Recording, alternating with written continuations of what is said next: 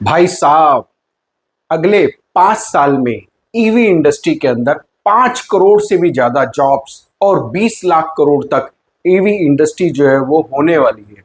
यानी कि 5 crore jobs EV industry में अगले 5 साल में क्रिएट होंगी और यह इंडस्ट्री आने वाले समय में अगले 5 साल में 20 लाख करोड़ तक ये पहुंच जाएगी। Transport minister mister Nitin Gadkari की एक स्टेटमेंट है।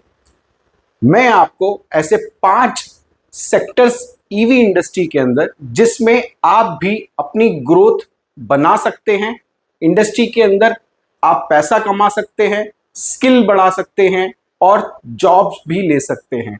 मैं ऐसे 5 आपको ईवी के इनसाइट्स के बारे में बताऊंगा जिनके अंदर आप अपना स्किल और पैसा कमा सकते हैं।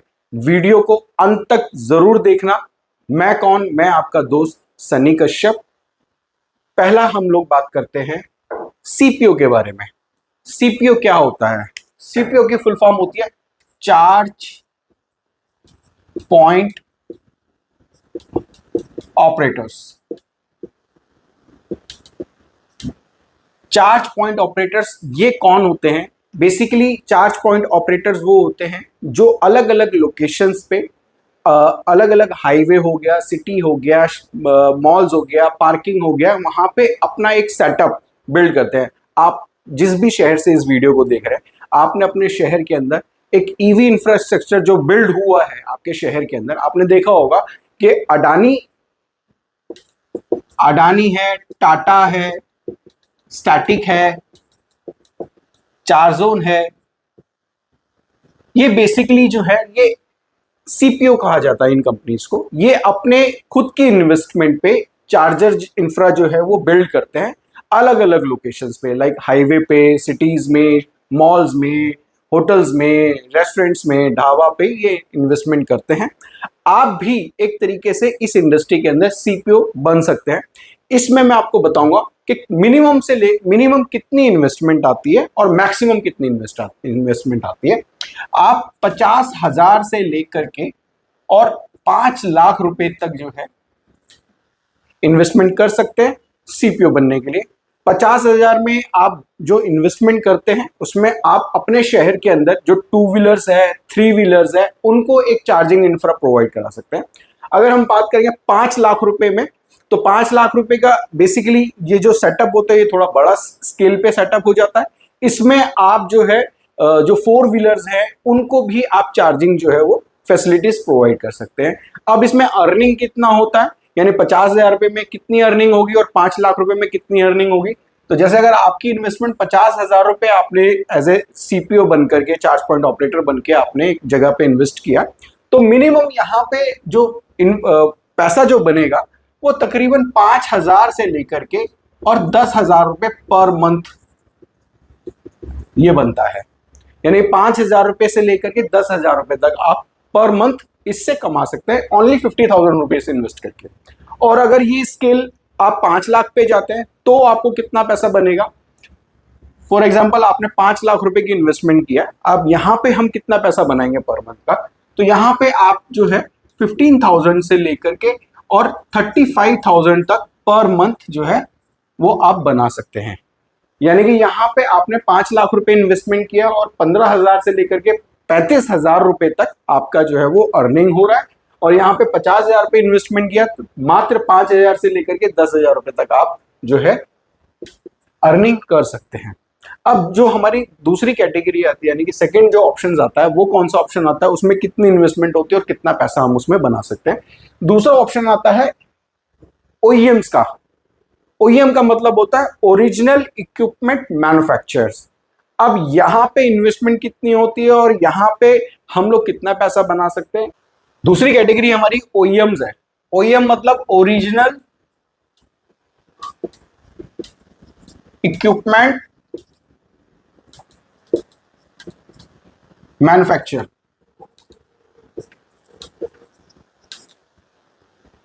यहां पे आप किसी भी प्रकार का अपना खुद का एक नीश सेट करके ईवी में आप अपना प्रोडक्ट बना सकते हैं। जैसे कि आप चार्जर मैन्युफैक्चरर बन सकते हैं, एसी चार्जर आप बना सकते हैं, 2 व्हीलर के चार्जर आप बना सकते हैं, थ्री व्हीलर के चार्जर आप बना सकते हैं, फोर व्हीलर के चार्जर आप बना सकते हैं। इसके अलावा आप और भी सारी असेंबली लाइन्स हैं, उनके ऊपर भी आप काम कर सकते हैं, और भी डिफरेंट डिफरेंट के प्रोडक्ट्स आप बना सकते हैं। फॉर एग्जांपल केबल हार्नेस आप बना सकते हैं, क्योंकि इंडस्ट्री जो है ना वो काफी ग्रोइंग इंडस्ट्री है। धीरे धीरे जिस जो कैटेगरीज इसमें ओपन होती चली जाएंगी इंडस्ट्री के अंदर, वो कैटेगरी के अंदर ग्रोथ होगी डेफिनेटली। तो यहाँ पे मिनिमम इन्वेस्टमेंट कितनी आती है और कितना अर्निंग होता है। अब मैं एक्चुअली चार्जर इंडस्ट्री से हूँ, तो मैं डिटेल में आपको बेसिकली चार्जर्स के बारे में मैं बता सकता हूँ कि एक चार्जर को बनाने में कितना खर्चा आता है और उसका सेल करने में कितना पैसा हम लोगों को बनता है। फॉर एग्जाम्पल मैं बात करता हूँ एक AC 7.4 किलोवाट का जो चार्जर है, अगर मैं इसको मैन्युफैक्चर करता हूँ या फिर मैं इसको इंपोर्ट करता हूँ चाइना से या किसी और कंट्री से, तो मेरे को ये चार्जर कितने का पड़ेगा और मेरे इसकी सेल वैल्यू क्या होगी। अगर मैं इस चार्जर की बात करता हूँ तो ये चार्जर हमारे को लगभग 20,000 रुपए का चार्जर मिलता है, यानी कि 20,000 रुपीज का ये चार्जर हमारे को पड़ता है। अगर मैं खुद मैन्युफैक्चर कर रहा हूँ तो हो सकता है ये 18,000 का पड़ जाएगा, 18,500 का पड़ जाएगा या 19,000 का पड़ जाएगा, बट लेकिन ऑन एवरेज ये 20,000 रुपीज के आसपास का हमारे को पड़ता है। और ये सेल कितना होता है, ये सेल होता है लगभग 26,000 से लेकर के 30,000 तक, 30,000 तक हम इसको चार्जर को बेचते हैं मार्केट में। इजीली 26,000 से 30,000 तक बिक जाता है। अगर क्वांटिटी ज्यादा है तो यहाँ पे डेफिनेटली कॉस्ट जो है वो थोड़ा कम हो जाएगा, 26 की जगह पे ये 22 का हो जाएगा और ये 25 का हो जाएगा अगर क्वांटिटी ज्यादा है। अगर हम रिटेल की बात करेंगे तो ये 26 से 30,000 के बीच में ये जाता है। और अगर इसी में हम AC 11 किलोवाट की बात करते हैं, ये कितने का पड़ता है हमारे को, क्योंकि ये 3 फेज चार्जर होता है। ये कॉस्ट आती है लगभग 35,000 रुपए के आसपास, और ये बिकता हमारा 50,000 से लेकर के 65,000 तक ये हमारा चार्जर बचता है। इसमें तकरीबन प्रॉफिट जो होता है वो लगभग 40% का प्रॉफिट होता है। इसमें जो प्रॉफिट होता है वो लगभग 15 से 20% तक इसमें भी हमारे को प्रॉफिट मिल जाता है। यानी 7.4 में 15 से 20% का मार्जिन रहता है और 11 किलोवाट में हम लोग लगभग 30 से 40% हम लोग जो है मार्जिन कमा लेते हैं। तो ये कैटेगरी में भी आप जो है अपना बिजनेस कर सकते हैं। और ईवी के अंदर आप भी अपना नीश सेट करके, भाई मुझे चार्जर ही बनाना है, तो मैं चार्जर के अंदर क्या करूंगा, मैं या तो व्हाइट लेबल प्रोडक्ट खरीदूंगा जो इंडिया के अंदर ऑलरेडी जो कंपनियां बना रही हैं चार्जर, मैं उनसे खरीदूंगा और अपना जो है चार्जर अपना ब्रांड लगा करके मैं उनको बेचूंगा, या फिर मैं खुद का एक असेंबली लाइन लगाऊंगा जहां पे मैं खुद मैन्युफैक्चर करूंगा। आप गन मैन्युफैक्चर कर सकते हैं, जो बेसिकली चार्जर के अंदर जो गन लगती है वो मैन्युफैक्चर कर सकते हैं। अंदर के जो कंपोनेंट्स होते हैं जैसे पीसीबी होता है, हार्नेस होता है, बॉडी होता है, वो आप खुद मैन्युफैक्चर कर सकते हैं। डिफरेंट डिफरेंट कैटेगरीज होती हैं, किसी भी कैटेगरी के अंदर आप जो है अपना खुद का मैन्युफैक्चरिंग प्लांट लगा सकते हैं। और यहाँ पे जो इन्वेस्टमेंट मैंने जो बताई आपको बेसिकली एक चार्जर की, क्योंकि मैं यहाँ पे पूरा इन्वेस्टमेंट नहीं बता सकता, मैं एवरेज बता रहा हूँ आपको। एक चार्जर की कॉस्ट जो है वो लगभग 20,000 रुपए हमारे को पड़ती है और वो 25-26,000 30,000 तक वो बिक जाता है मार्केट में इजीली। और 11 किलोवाट का 35,000 रुपए का हमारे को पड़ता है, तो वो लगभग 40-50,000 60,000 तक वो बिक जाता है इजीली। ये हमारी दूसरी कैटेगरी आ गई। अब मैं बात करूंगा तीसरी कैटेगरी पे। हमारी तीसरी कैटेगरी है ईवी कंपोनेंट्स मैन्युफैक्चर। ये कैटेगरी जो है ना बहुत डिफरेंट टाइप की कैटेगरी है। इसमें हमें चार्जर साइड से भी हम लोग जो है कंपोनेंट्स को मैन्युफैक्चर कर सकते हैं, और दूसरा जो व्हीकल साइड है, यानी कि जो ईवी कार्स हैं, ईवी बाइक हैं, ईवी थ्री व्हीलर्स हैं, यानी ईवी के जो व्हीकल टाइप के जो कैटेगरी है, वहां पे भी हम लोग कंपोनेंट जो है वो मैन्युफैक्चर कर सकते हैं। अभी सॉरी, अगर हम चार्जर की बात करें तो चार्जर में क्या क्या मैन्युफैक्चर कर सकते हैं, मैंने बताया ओईएम क्या होता है। ओईएम का बेसिकली काम क्या होता है, वो एक अपना खुद का एक प्रोडक्ट बनाता है उसको, और उसको फिर जो है वो एक परसेंटेज ऑफ मार्जिन पे रख करके मार्केट में सेल कर देता है। अब जो ईवी कंपोनेंट्स जो मैन्युफैक्चर, कंपोनेंट्स मतलब उसके अंदर लगने वाले जो कंपोनेंट्स होते हैं, जैसे एक चार्जर है उसके अंदर 10 प्रकार के जो है कंपोनेंट्स लग रहे हैं, जैसे एक एलसीडी लगेगा, उसमें एक एमसीबी लगेगा, केबल लगेगा, या पीसीबी लगेगा, या पुश बटन लगेगा, कुछ भी हो सकता है। अगर वो मैं उस एक कंपोनेंट्स के ऊपर ही मैं काम कर रहा हूँ, उसी के ऊपर ही मैंने जो है मैन्युफैक्चरिंग यूनिट लगाया है, या मैं खुद चाइना से ला करके या और अदर कंट्रीज से मैं उसको मंगा करके ओईएम को सेल कर रहा हूँ, तो वहां पे पर्टिकुलर मैं मार्जिन रख करके अपनी कंपनी को यानी ईवी के अंदर मैं मार्जिन कमा सकता हूँ। अब यहाँ पे मिनिमम इन्वेस्टमेंट क्या होगी, क्या कंपोनेंट्स मैं बना सकता हूं वो मैं अब आपको बताऊंगा। जैसे मैंने बताया चार्जर से रिलेटेड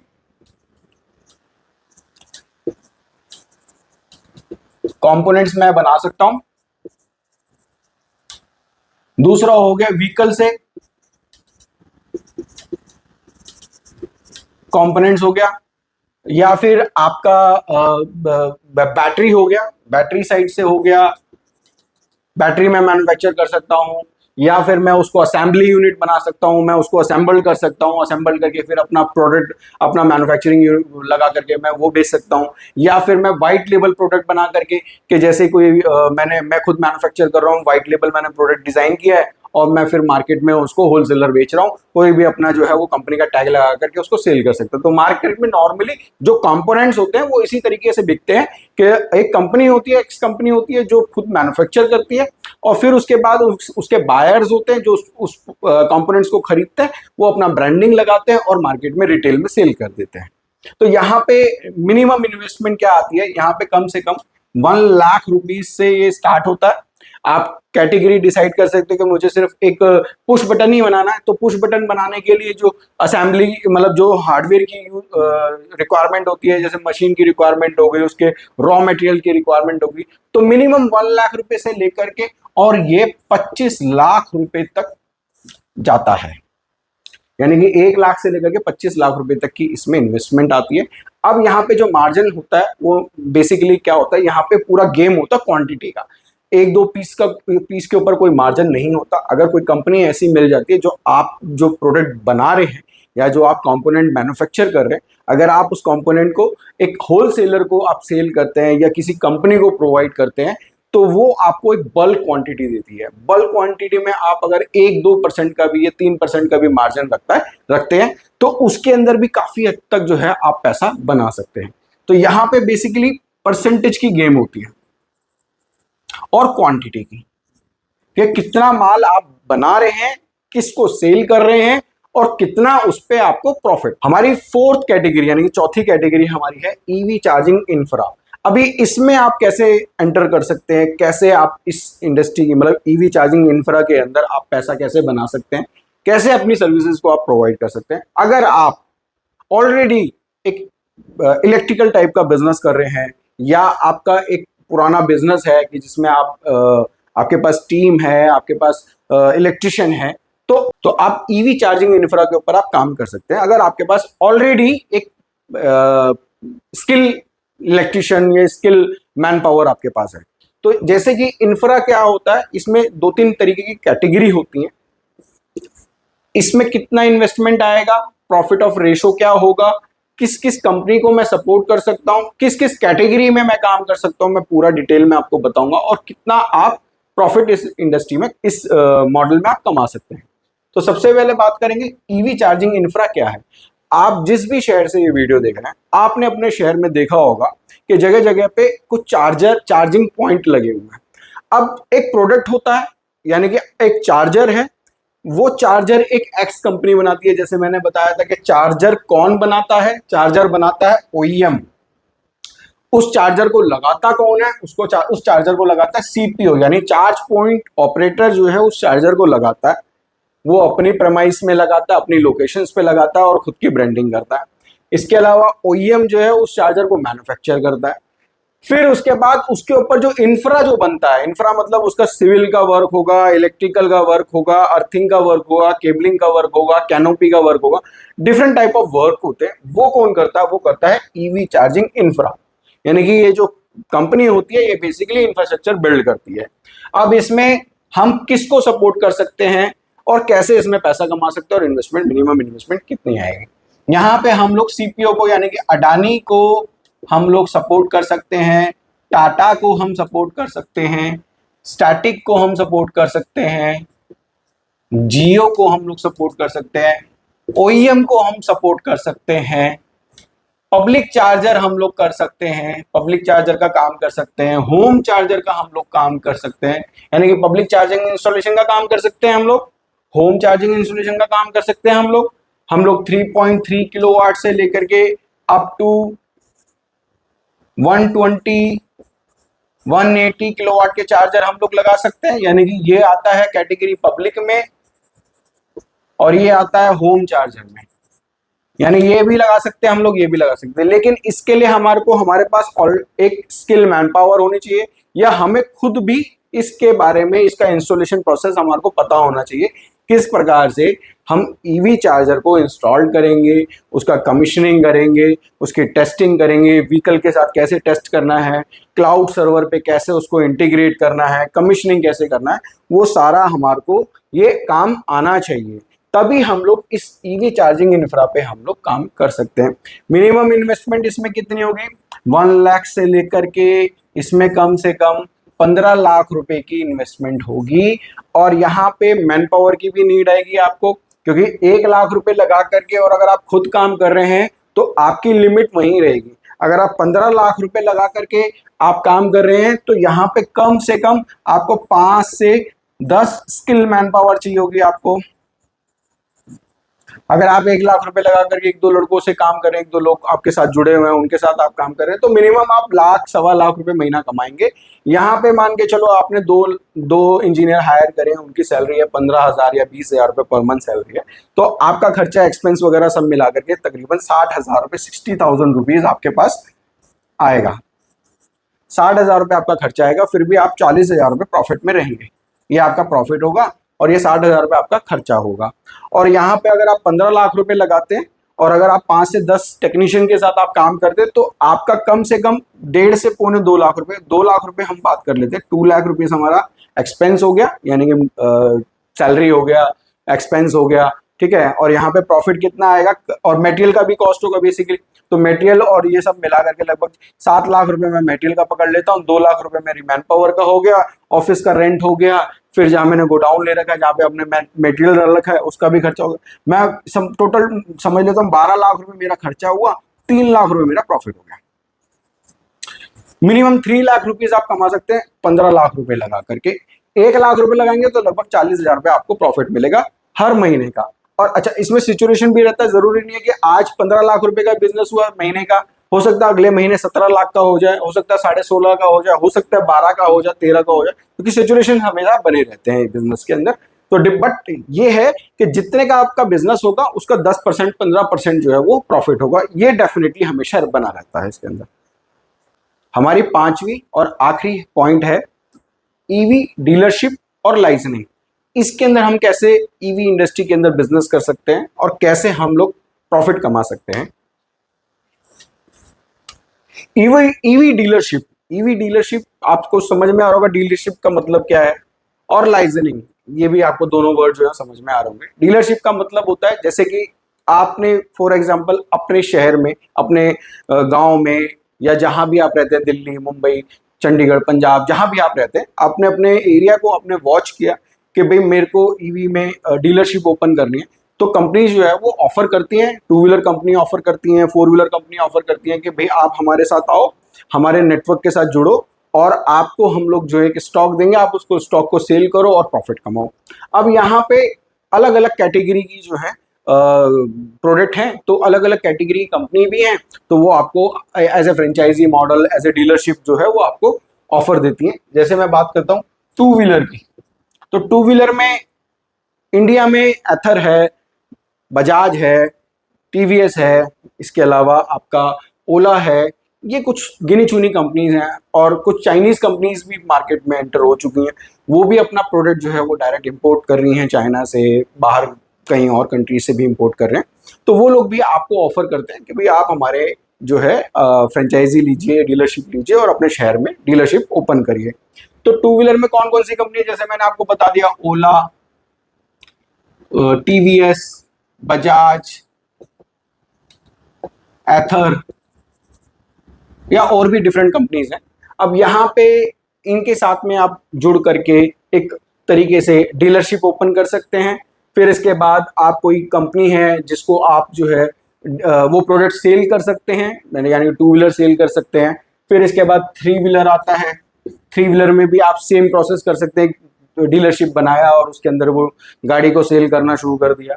फिर 4 व्हीलर है, फोर व्हीलर के अंदर भी आप सेम काम कर सकते हैं कि आपने एक डीलरशिप बनाई, जैसे आपने एमजी की डीलरशिप ले ली, किया की डीलरशिप ले ली, या होंडा की डीलरशिप ले ली। इनकी डीलरशिप लेकर के और आप जो है ईवी कार्स जो हैं वो सेल कर रहे हैं, या ईवी थ्री व्हीलर सेल कर रहे हैं, या ई रिक्शा सेल कर रहे हैं, या टू व्हीलर सेल कर रहे हैं। तो अलग अलग कैटेगरी के अंदर आप डीलरशिप बना करके सेल कर सकते हैं। अब यहाँ पे इन्वेस्टमेंट कितना आता है, क्योंकि ये बड़ा प्रोडक्ट है, बड़ी इन्वेस्टमेंट होगी, तो यहाँ पे डेफिनेटली करोड़ों की बात होगी। तो मिनिमम अगर टू व्हीलर की अगर आप डीलरशिप लेना चाहेंगे तो आपका इन्वेस्टमेंट कम से कम 1 करोड़ से लेकर के 3 करोड़ तक जाने वाला है, मिनिमम इन्वेस्टमेंट। क्योंकि यहाँ पे आपको स्टॉक रखना है, आपको एक स्टॉक यार्ड लेना पड़ेगा, एक शोरूम लेना पड़ेगा, एक डिस्प्ले करना पड़ेगा उसके अंदर भी प्रोडक्ट को, फिर उसके बाद आपको स्टाफ रखना पड़ेगा, फिर आपको अकाउंट्स देखने पड़ेंगे, बहुत सारी चीज़ें, फिर आपको एक इन्वेंट्री रखनी पड़ेगी, फिर उसके बाद थोड़ा आपको कैश फ्लो भी रखना पड़ेगा। तो 4-5 चीज़ें इसमें जो है पूरा बहुत बड़ा एक सेटअप बन जाता है। तो मिनिमम इन्वेस्टमेंट जो आती है उसमें 1 करोड़ से लेकर के 3 करोड़ के अंदर आप अपने शहर के अंदर इसकी टू व्हीलर की डीलरशिप ओपन कर सकते हैं। अब हम थ्री व्हीलर की बात करते थे कि थ्री व्हीलर में कितनी इन्वेस्टमेंट है और उसके ऊपर हमारा कितना प्रॉफिट होता है। सॉरी, मैंने जो है इसका इन्वेस्टमेंट तो बताया बट लेकिन प्रॉफिट ऑफ रेशो नहीं बताया। तो टू व्हीलर के अंदर प्रॉफिट ऑफ रेशो एक एवरेज ले लेते हैं कि जैसे आज की डेट में ओला की जो गाड़ी है वो लगभग 1,25,000 की है, 1,25,000 की गाड़ी है। अब इसमें डीलर को कितना मिलता है, डिस्काउंट सब मिला करके, तो डीलर को जो प्रॉफिट होता है कम से कम इसके अंदर 15 से 20,000 रुपए के आसपास जो है वो बचता है एक गाड़ी के ऊपर। नहीं, मिनिमम 1,25,000 की गाड़ी अगर आप बेचते हैं तो 15 से 20,000 रुपए आपको सब डिस्काउंट कंपनी के डिस्काउंट वगैरह लगा करके इतना आपको बचता है। थ्री व्हीलर में आते तो थ्री व्हीलर में मैंने जिस तरीके से बताया 3 करोड़ से लेकर के और 5 करोड़ तक इन्वेस्टमेंट आती है। सेम प्रोसेस है, डीलरशिप का सेम प्रोसेस रहेगा। आपको जो प्रोडक्ट आपने कंपनी से खरीदा है उस प्रोडक्ट को सेल करना है।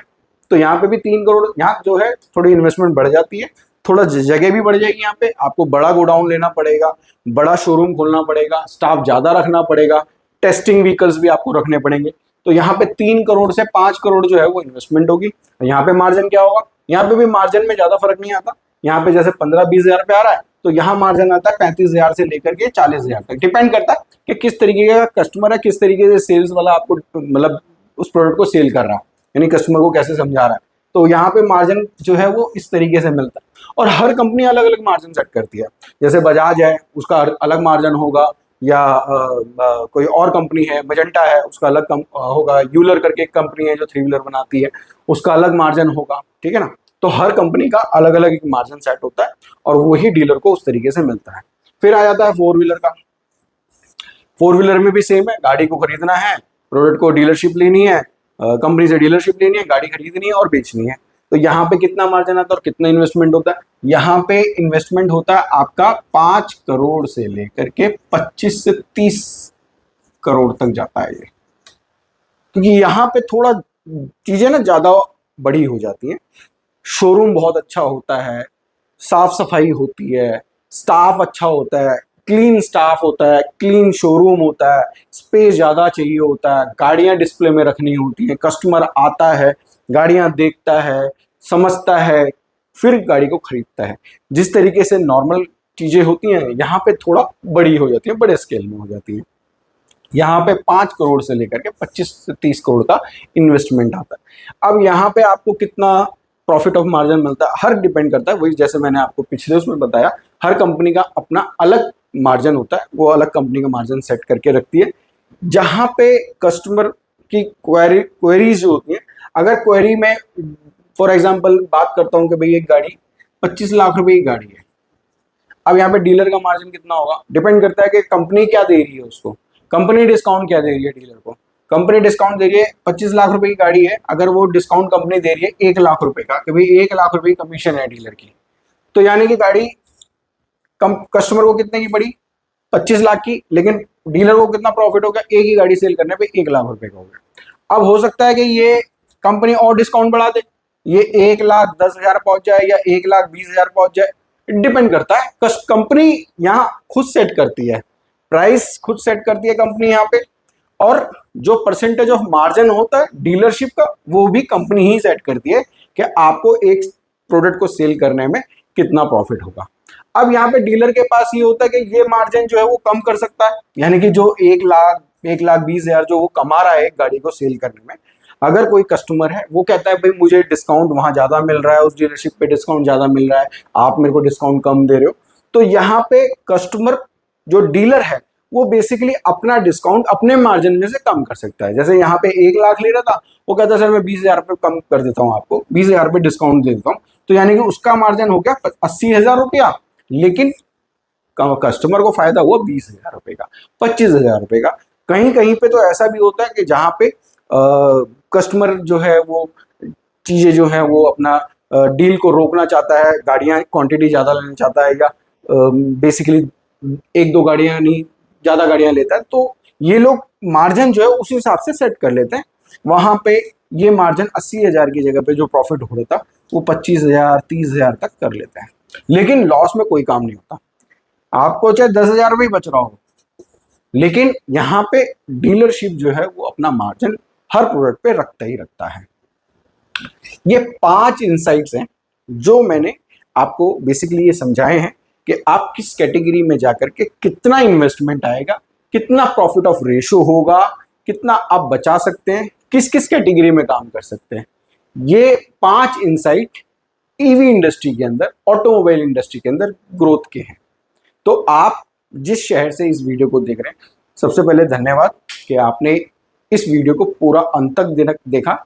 और अगर आपको कोई भी लगता है कि भाई कोई डाउट है, कुछ पूछना है कि ये 5 कैटेगरी के अलावा और कितनी ऐसी कैटेगरी है जिसमें मैं इस इंडस्ट्री के अंदर काम कर सकता हूँ, अपना स्किल बढ़ा सकता हूँ, या मैं जॉब के लिए स्किल बढ़ा सकता हूँ, बिजनेस के लिए स्किल बढ़ा सकता हूँ, तो डेफिनेटली कमेंट सेक्शन ओपन है सभी के लिए। आप अपने जो भी जवाब, जो भी क्वेश्चंस हैं, जो क्वेरीज हैं, वो कमेंट सेक्शन में लिखिए। और सबसे पहले आप चैनल को सब्सक्राइब कर दीजिए, जिससे कि आप तक ये जितनी हमारी जो टेक्नोलॉजी बेस्ड वीडियो हैं, जो ईवी से रिलेटेड इनसाइड वीडियो हैं, जो हम लोग स्टडी करके आपके लिए लेकर के आते हैं, तो आपको वो सबसे पहले जो है वो व्यू हो जाए, दिख जाए। बेसिकली हमारा मेन मोटिव यही है कि जितना हम लोग बेसिकली ईवी से रिलेटेड जो हम काम कर रहे हैं वो आप तक वीडियो के माध्यम से हम आप तक पहुंचाएं।